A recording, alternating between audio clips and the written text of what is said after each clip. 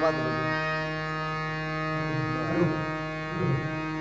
करा भजनी मंडळी इकडून या ऐकणाऱ्याला तिथं जागा द्या तुम्ही इकडं सारखा काय कस मारा पीटी राहून द्यायची की इथं काय किती इकडून घ्यायचा पीटी इथं घ्या ना मग इकडून या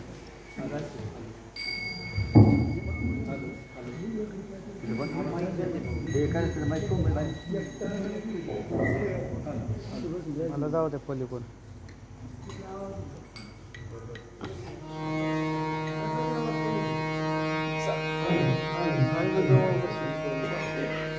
बस आहे ना अशी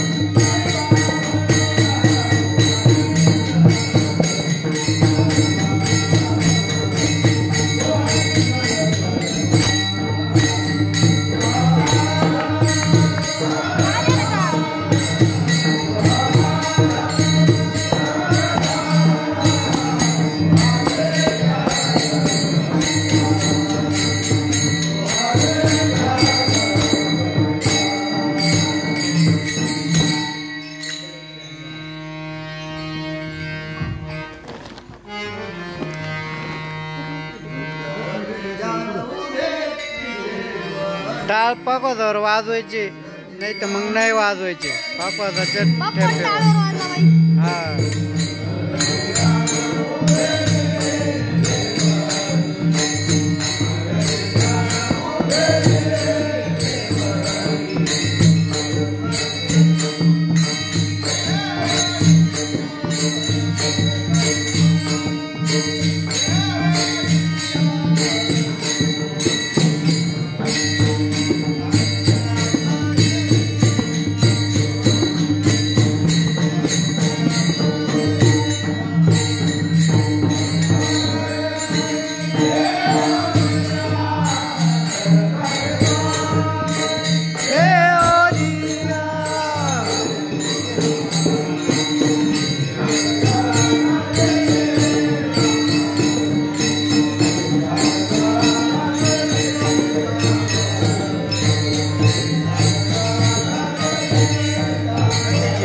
चॅनलला टाकायची. आली काहीतरी बरी आली पाहिजे.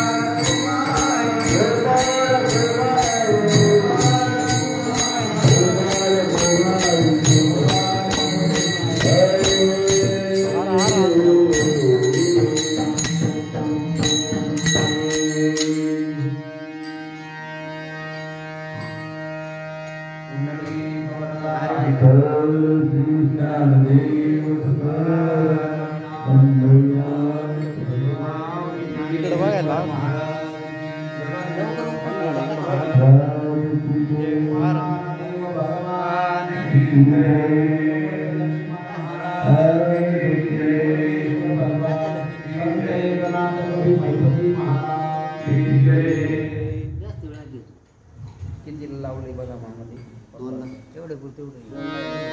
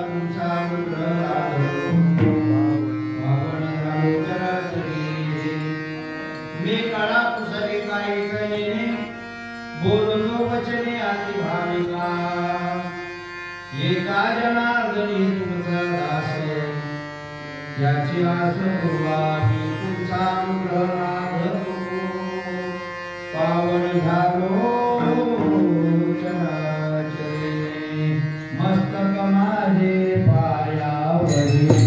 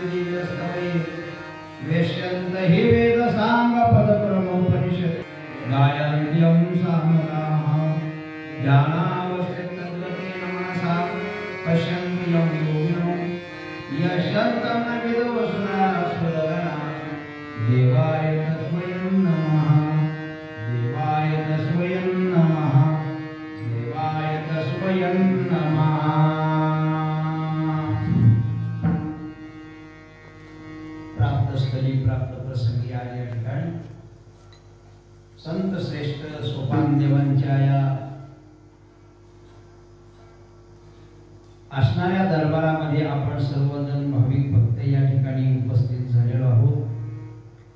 गेली 2 दिवसापासून या ठिकाणी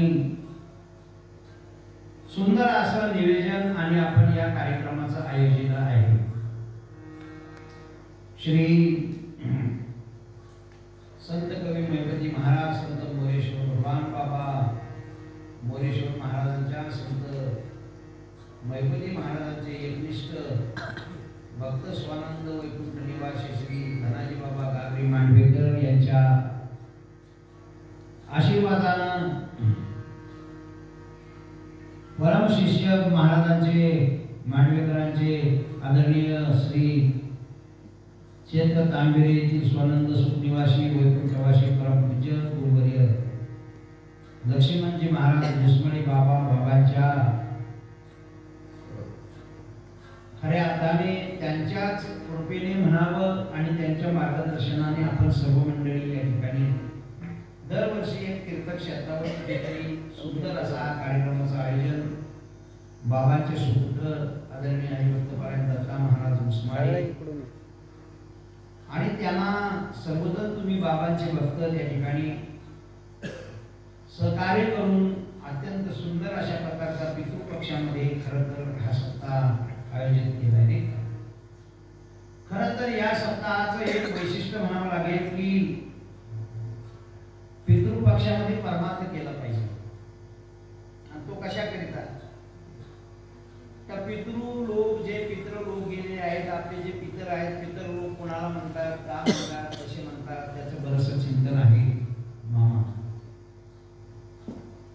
आपले आजोबा, आजी, पंजोबा आणि पणजी या 4 लोकांना पितृ लोक असं म्हणतात आणि ते स्वर्गात जरी गेलेले असले परंतु त्यांना तृप्ती देण्यासाठी खऱ्या अर्थानं माय बाप्पा हो आपल्याला परमार्थ करायला पाहिजे. मग हरिपाठ म्हणा, काकडा भजन म्हणा, नामस्मरण, भक्ती, ग्रंथ वाचन, काय जे समजा आपल्या भावनेला, आपल्या मनातून जे काही श्रद्धेने जे परमार्थ घडेल, हा सगळ्या प्रकारचा परमार्थाचा प्रकार आपण पितृपक्षामध्ये करणं खूप गरजेचं आहे. कारण आपले जे स्वर्गात गेलेले आपले जे वाळवडील आहेत त्यांच्या उद्धाराकरता दुसरा मार्ग नाही, त्याला एकच मार्ग आहे आणि तो म्हणजे आपण हा कार्यक्रमाचं जे आयोजन केलं. कारण घरी करू शकत नाही, घरी आपल्या मागे अनेक प्रकारच्या अडीअडचणी असतात आणि मग त्याच्यातून हा मार्ग काढवा. त्याकरता दत्ता महाराजांना सहकार्य करणारे आपल्या तांबेर गावातील तुम्ही सर्वच मंडळी, आमचे कैलासराव असतील, अनिलराव असतील, आमचे पांडुरंग महाराज असतील, आमचे भिडेसर असतील, सगळेच आता सर्वांचे नावं, आमचे आदरणीय शिंदे महाराज या ठिकाणी आलेले आहेत. दुसरे आमचे हरिभक्तपरायण आरगडे महाराज बाबांच्या सोबत आहेत. आपण तांबेरकर सर्व आहेत, धनगर आहेत, काही बाहेरूनच सुद्धा मंडळी आलेली आहे. त्याचप्रमाणे ते कळवणचे आमचे हरिभक्तपरायण मिला भाऊ कृष्णाजी जाधव पाटील आदी आमच्या महिला माता भगिनी, आपण लहान छोटे मुलं सर्वजण या ठिकाणी आलो आणि उत्कृष्ट रीतीने हा परमार्थाच्या हेतून खरं तर आपण घरदार सोडून आलो नाही. आपल्याला इथे यायचं दुसरं कारण तरी काय आहे? संत श्रेष्ठ 14 भावंड पैकी सोपान देवाची समाधी स्थानाचं दर्शन, समाधीचं दर्शन आज आपल्याला होत आहे आणि त्या माध्यमातून या ठिकाणी हा योग घडून आणलेला आहे की संत कथेचं आयोजन महाराजांनी केलंय. आणि या संत कथेकरता खरं तर काल यायला मला उशीर झाला. तुमच्या सर्व वारकऱ्यांची मी प्रथमतः दिलगिरी आणि माफी मागतो की मला यायला उशीर झाला, येता येता थोडा वेळ लागला. तरी सुद्धा तुम्ही समजून घेऊन ट्रॅफिक जाम, पाऊस, भानगडी आणि या ठिकाणी प्रवचनाची सेवा काल आमच्या ताईंनी केली. काय नाव त्यांचं? आईचं नाव? सुजेता ताई सस्ते. सुजेता ताई ना सस्ते ताई यांनी खूप सुंदर प्रवचन करून तुम्हाला मार्गदर्शन त्या ठिकाणी परमार्थाचं काही करत नाही. अर्धा 1 तास काय केलं आणि या कथेला, संत कथेला संगीत संत कथा जर करायची असेल तर त्याला गायन लागतं, त्याला मृदंग लागतो. अनेक अडचणी या ठिकाणी येऊ शकतात, कारण इथे येऊन करायचं नाही. आपण जागेवर सगळं करू शकतो, पण इथे येऊन करायचं म्हटलं तर अडचणी आहे. पण या कथेच्या कार्यक्रमासाठी, या सप्ताहासाठी महाराजांनी मला प्रश्न मांडला. त्यावेळेला आमच्या वडिलांच्या दशक्रिय विधी मागच्या वर्षी आपल्या गायकवाडवाडीचे ओळखीचे श्री हरिभक्तपरायण आमचे दिलीप दादा गायकवाड त्यांनी आलेले होते आणि महाराजांनी मला सांगितलं की आपल्याला कार्यक्रम करायचा सासवडला. म्हटलं यांच्याशी कॉन्टॅक्ट करा. त्या पद्धतीने सर्व यांनी नियोजन केलं आणि तुम्ही सर्व मंडळी इथे आल्यानंतर प्रपदाची अडचण भासली. महाराजांनी फोनही केला, परंतु हरिभक्तपरायण आमचे सुजाताताईंचे चिरंजीव, काय नाव तुझं? प्रद्युम्न सस्ते. कितवीला जातो बाबा? 8वीला शाळेत आहे. सध्या तो मृदंग शिकतोय. आमची 2 मुलं मुसमाडी परिवारातून शिकतायत, पण ते आता नवीनच आहे, अजून काही तयारी नाही. आणि आमचा काय नाव म्हणतो प्रद्युम्न, खूप सुंदर त्यांचा हात चांगला आहे. महाराज स्वतः पेटीवर हार्मोनियमवर मला साथ करतात, तुम्ही सर्वजण ऐकतात. पण आता कालचा आपला दिवस गेलेला आहे वायाला. काल काही बोलता आलं नाही. काही जी संत कथा आपल्याला माऊलींची चरित्र सांगायचंय, त्या चरित्राचा प्रारंभ करायचा होता. काल झाला नाही. आजही आपल्याला थोडासा वेळेमध्ये आपण करण्याचा प्रयत्न करून 2 दिवस काय सांगता येईल तेवढं सांगण्याचा, माऊलींचं चरित्र सांगायचं आहे. माय बापा हो, या पद्धतीने या कार्यक्रमाचं आयोजन नियोजन आपण सर्वांनी, माझ्या माता भगिनी सर्वांचे नावं घेण्यापेक्षा सर्वांना प्रणाम करतो आणि या संत कथेकडे वळण्याचा मी विशेष प्रयत्न करतो. कारण संतांची कथा ही का केली पाहिजे, कशा करता केली पाहिजे, का करायची संत कथा, अनेक त्याच्या अडचण काय, कारण काय आहे त्याच्या मागचं मी आपल्याला सादर करणार आहे.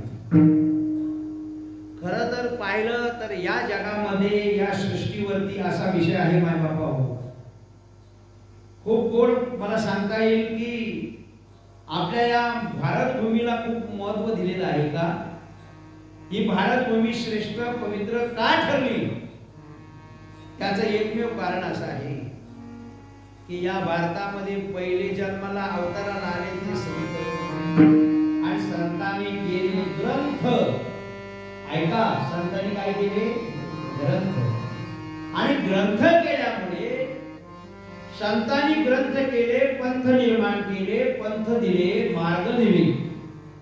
आणि म्हणून या भारत मातेला भारत माता असं म्हणतात. काय म्हणतात? बाकीच्या देशाला माता नाही म्हणत.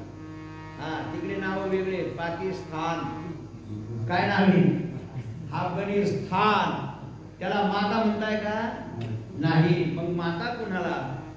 तर भारत माता. का बरं भारत माता?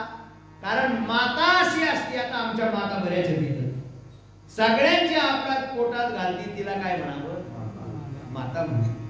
मुलगा कितीही चुकला, मुलांना कितीही अपराध केले, तर त्या अपराधाला क्षम्य करणारं स्थान फक्त कुणाचं असतं? आईचं. बापाचं नाही. बाप फटकितो. खऱ्या अर्थानं बापाचं महत्वाचंच आहे, पण आई ते सगळे अपराध जी पोटात घालते. या पाहूया. मी मगाशी सांगतच होतो की जे या खुर्ची घ्या लागलं जमेल खुर्ची घ्यायची. दादांनी मग दादांच्या माध्यमातून खऱ्या अर्थानं ज्यांचं आपल्याला या कार्यक्रमासाठी खऱ्या अर्थानं भाऊ आपल्याला सहकार्य जे लाभलं, तर ते आमचे सुधाकर भाऊ गिरमे, बरोबर. गिरमे दादांचा संपर्क महाराजांनी दादांच्या माध्यमातून केला. गायकवाड दादांच्या माध्यमातून गिरमे भाऊंची भेट झाली आणि गिरमे भाऊ या ठिकाणी प्राप्त झाले. त्याच्या माध्यमातून आपल्या सर्व वारकऱ्यांना इथे राहण्याची, या मंदिरामध्ये कथा करण्याची परवानगी देण्यात आली. त्याला कारण आमचे गिरमे घोटाळे बाबा त्यांच्या भाऊंनी या ठिकाणी सर्व परिश्रम घेतले. रात्रीची वेळ आमचे महाराज, मला वाटतं सर होते का, सर गाडी घेऊन आले आणि इथे रात्रीचे नियोजन करून पुन्हा नाश्ता पाणी करून भाऊंनी आग्रह केला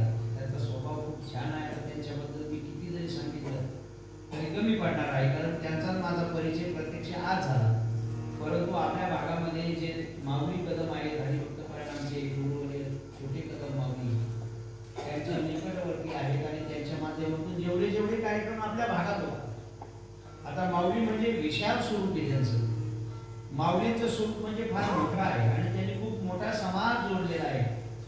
अख्ख्या महाराष्ट्र वारकरी मंडळ त्यांचं मोठं आहे आणि त्याच्या माध्यमातून भाऊंचं येणं आपल्या भागात रावडी म्हणा, संत कवी वैद्यजी महाराजांना म्हणा. आता त्यांच्या घरी मी जाऊन आलो, तुम्ही गेले नाही.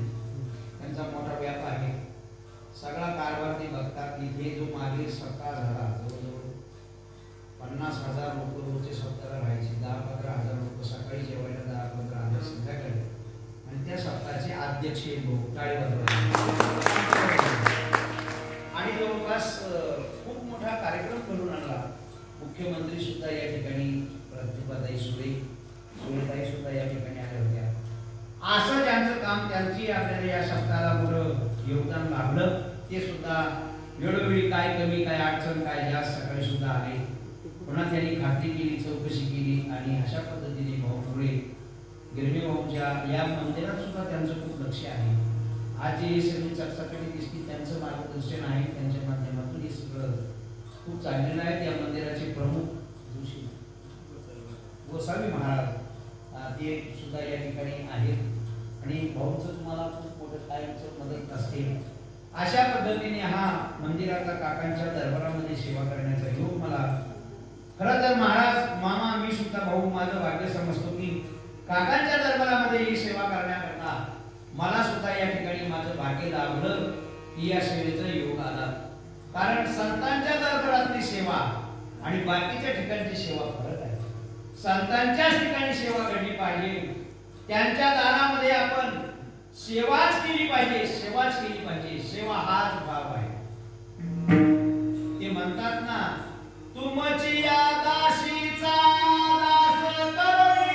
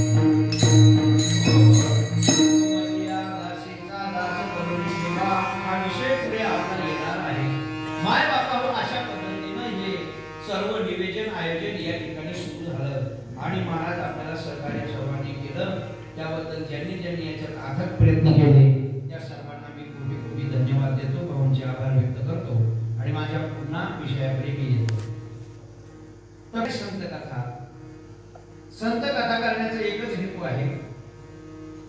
कारण या देशामध्ये पहिले जन्माला अवताराला आले ते संत आणि अवताराला येण्याचं कारण काय, त्यांनी का बरं अवतार घेतला? मी 1-2 मुद्दे भाऊ मांडणार आहे. संत अवताराला येतात, तुम्हा आम्हाला यावं लागतं आणि देवाला आणावं लागतं. बरोबर, देवाला आणावं लागतं आणि संत होऊन येतात आणि तुम्हा आम्हाला यावं लागतं. आता त्याच्यातले भाग सांगतो. तुम्हा आम्हाला यावं लागतं याचं कारण असं आहे की तुमचं आमचं कर्म आहे. आपल्याला कर्माप्रमाणे जन्म आहे. जसा आमचं कर्म असेल तसा जन्म आहे. जशी आमची वासना असेल तसा आमचा जन्म होतो. जन्म घेणे लागे सामान्य जीवाचं काम, त्याला जन्म घ्यावा लागतो, यावंच लागतं. आणि दुसरी गोष्ट, जायचं ठरलं की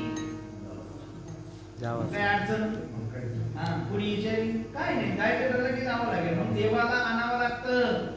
देवाला आणला आमच्या संतांनी, आणला हा रूपा बळे करुण खडे हरिदासे, त्याला आणावं लागलं.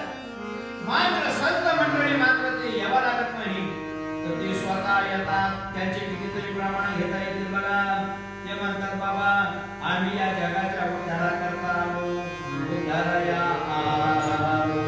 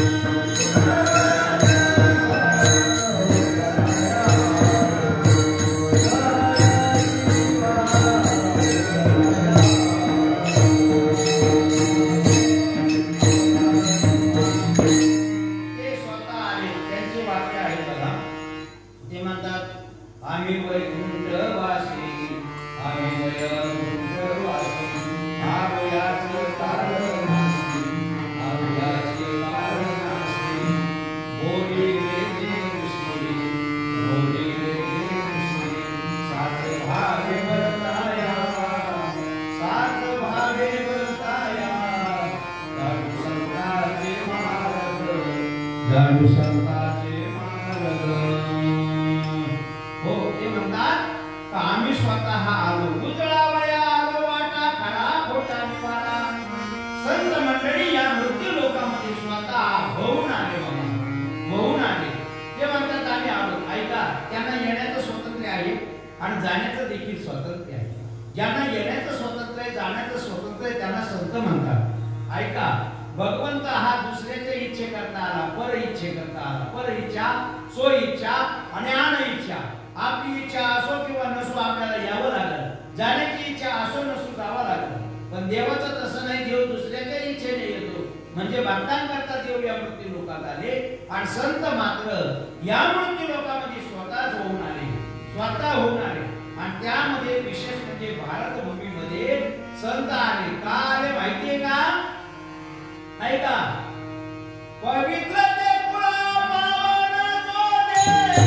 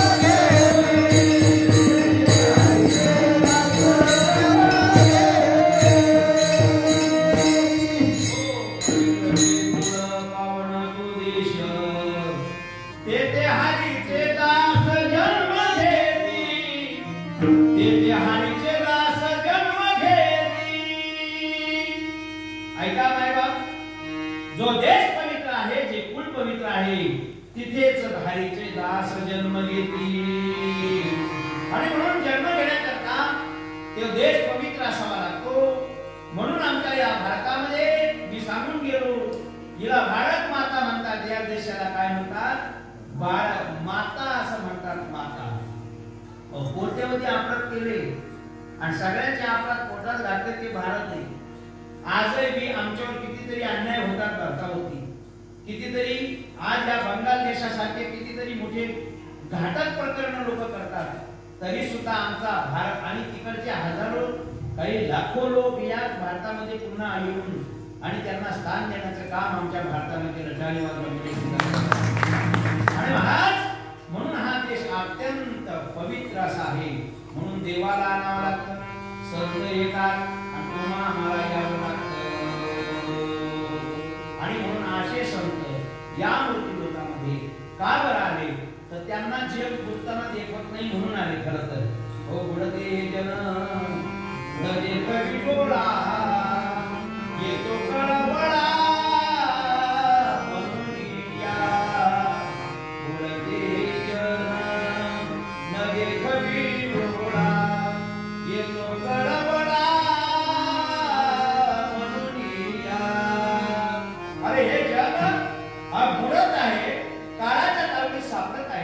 आणि म्हणून यांना सोडवण्याकरता खऱ्या अर्थानं संत या मृत्यू लोकांमध्ये आणि महाराज येतात, स्वतः होऊन येतात. ते म्हणतात ना, आम्ही वैकुंठवासी आहोत, याचे कारण असे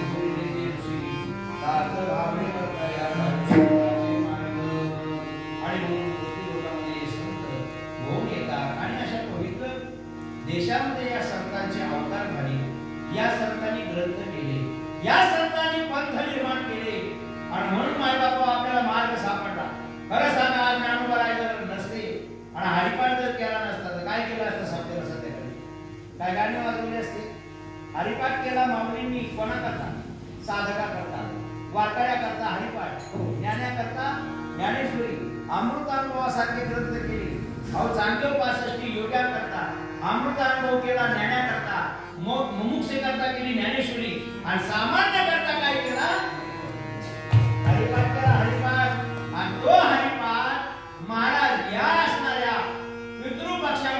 किंवा रोज जरी केला तर आपले सगळे पित्र काय होतील, उद्धार पावतात. कशामुळे? माऊलींच्या हरिपाठामध्ये प्रमाण आहे का नाही? आता ज्यांच्या पाठी त्यांच्या घरी लक्षात ठेवला ते म्हणतात तो हरिपाठ निष्ठा केला ना, त्या हरिपाठाला काय होईल माहिती का? पहिला तुमचा देह पवित्र होईल. हरिपाठ कीर्ती मुखी धरी गाय पवित्राची होय. तपाचे सामर्थ्य स्वर्गीय सातारकर महाराज गेले बाबा, पण त्यांच्यावर खरं तर मीना महाराजांचा हरिपाठ पाठ झाला भाऊ. कोणामुळे? सातारकर महाराजांचा आवाज कानावर येतो म्हणे सातारकर. हरिपाठ कीर्ती मुखी धरी गाय, हरिपाठ कीर्ती मुखी धरी गाय पवित्राची होय. तपाचे सामर्थ्य तपविना मानव, तपाचे सामर्थ्य तपविना मानव, चिरंजीवार आणि मग त्याच्या पुढचं चरण हे तुम्ही पत्रिकेत लिहिलं ना, पितृभाषणाचा चरण नाही काय? मातृ पितृ भ्राता सर्व ग्रहापार, मातृ पितृ भ्राता सर्व ग्रहापार, म्हणजे मातृ म्हणजे आईच्या कुळातले, लक्षात ठेवा. आणि पितृ म्हणजे वडिलांच्या कुळातले. म्हणून माय बाप ऐका एका कुळामध्ये एक हरिभक्त जर जन्माला आला ना, एक महाराज जर तयार झाला ना हळूहळू, तर तो दोन कुळांचा उद्धार करतो. ऐका, आईच्या कुळातले 21 आणि बापाच्या कुळातले 21 किती झाले? 42 कुळांचा उद्धार एक हबप करतो. पण तो हबपच असला पाहिजे. नाही तर हबपचा अर्थ वेगळाच आहे. हळून भरतीकडे पाहणारा नको. तो हबप म्हणजे हरीच्या भजनात तल्लीन असावा, हरीच्या भजनात नामस्मरणात चिंतनात तो असावा. मग मात्र दोन्ही पक्ष पाहिजे. मातृ पितृ भ्राता अशा पद्धतीनं महाराज आमच्या संतांचं वाङ्मय, संत वाङ्मय केलं, ग्रंथ केले आणि ग्रंथापासून पंथ केले, पंथ दिले, दर्शन दिलं, मार्गदर्शन केलं आणि रस्ता दाखवायचं काम आमच्या संत. आणि म्हणून ऐका ना, त्या संतांचं चरित्र करण्याकरता चरित्र त्यांचं केलं पाहिजे आणि त्यांचं नाव सुद्धा घेतलं पाहिजे. तुम्हाला जर पुण्य संपादन करायचंय का? बोला, बसलेली मंडळी बोला. तुम्हाला पुण्य प्राप्त करायचं का? करायचं नक्की 100%. ऐकलं पुण्य, त्याला सायास नाही. पुण्य प्राप्त करायचंय ना, मग ऐका. पुण्यवंत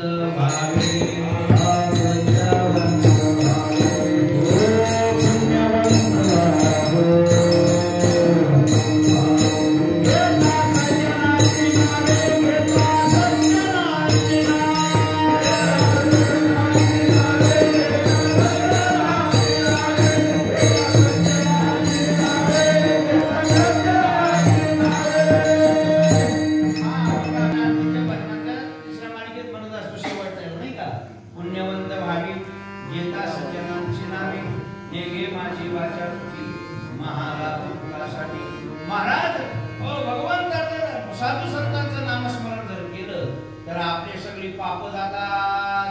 पाप भस्मसात होतात. तुका म्हणे पापे जाती संतांची याद रे. म्हणून संतांचं चरित्र ऐकलं पाहिजे, संतांचं चरित्र वर्णन केलं पाहिजे, वानावे, ऐकावे, सगळ्या परीनं संतांचं नामस्मरण करावं, संतांचं चरित्र सांगावं, संतांचं चरित्र ऐकावं आणि संतांचं चरित्र वानावं, वर्णन करावं. कोणाचं? ऐका, दोनच व्यक्तींचं चरित्र होतं. मी एवढा मुद्दा सांगून वळणार आहे विषयाकडे. दोनच व्यक्ती, एक चरित्र होतं ते साधू संतांचं आणि दुसरं चरित्र असतं ते भगवंताचं.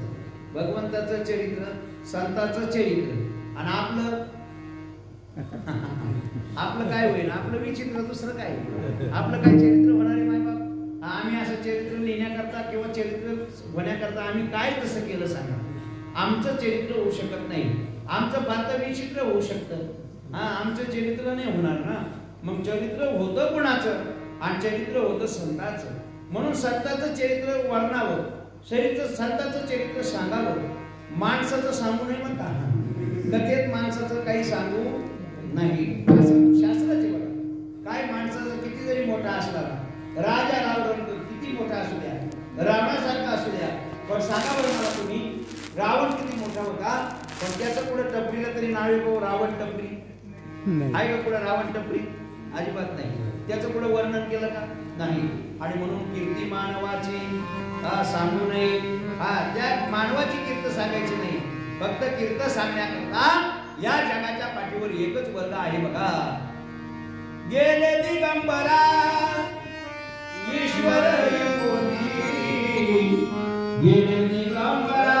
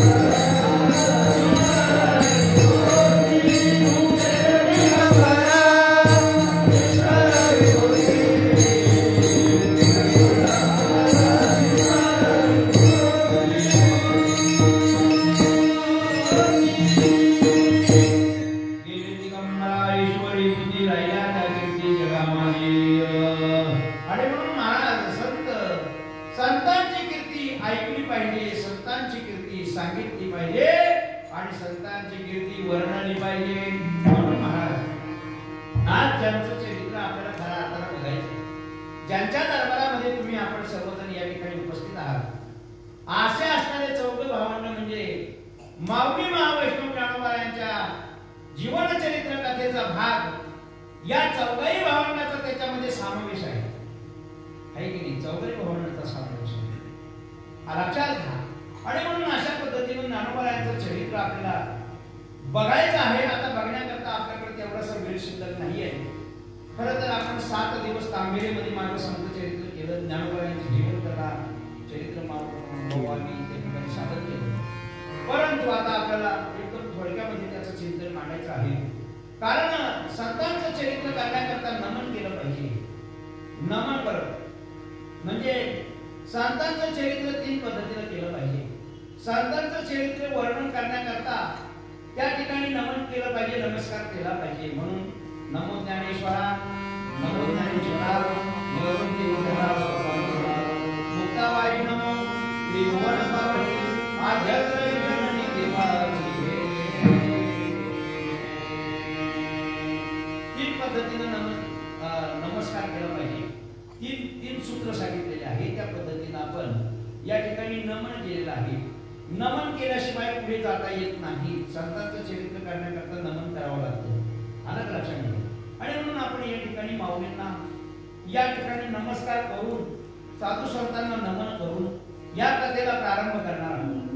कथेचा प्रारंभ असा करायचा की आपल्याला ज्ञानोबा यांचं जीवनचरित्र पाहायचं आहे. ज्ञानोबा यांचं जीवनचरित्र म्हणजे फार विख्यात आहे.